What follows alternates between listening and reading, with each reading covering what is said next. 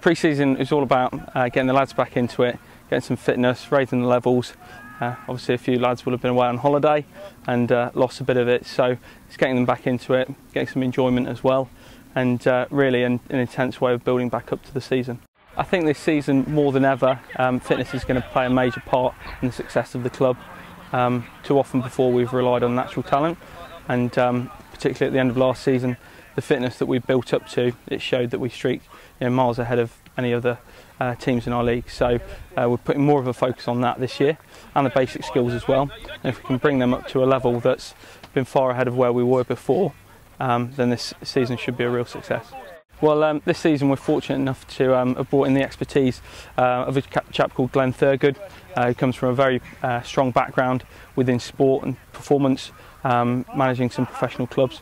So his role is to come in and actually just make the fitness a lot more structured than it has been, which you'll see tonight, which is more geared towards rugby specific fitness rather than what has been before, laps and running for the sake of it. So it's actually geared towards rugby, so although very intense, it does actually have a purpose to it all. What we're doing tonight is basically looking at their fitness. They've all had an off-season programme. This is the first session back that I've been here. I'm here to make sure that the team is fit this year and healthy. Basically, they've all had some off-season programmes from us, and some of them will have done them, some of them won't. And tonight is all about basically trying to just establish the boundaries in the fitness. We want to make sure that this team is the fittest team in the league this year, so that we can play the expansive running game of rugby that Billy wants to play and Mark.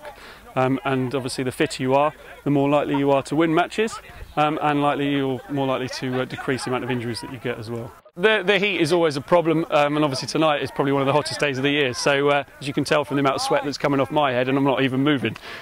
So yeah, it's a problem. But as you can tell tonight, we've had a lot of hydration breaks. A lot of this is going to be about educating the players and making them understand that changing in temperatures, you do need to change the way that you train, the way that you rehydrate, the way that you fuel yourself. My background is in all of those sorts of things, so that's why I'm here, to try and make sure that they do the right things at the right time.